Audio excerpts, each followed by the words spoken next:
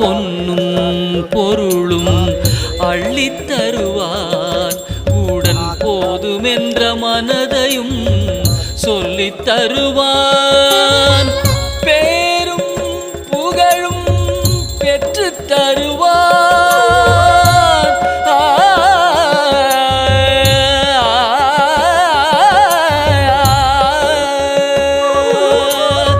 பேரும் புகழும் பெற்றுத் தருவான். அதன் பின் போகாமல் வாழ்வதற்கும் கற்றுத் தருவான். அதன் பின் போகாமல் வாழ்வதற்கும் கற்றுத் தருவான்.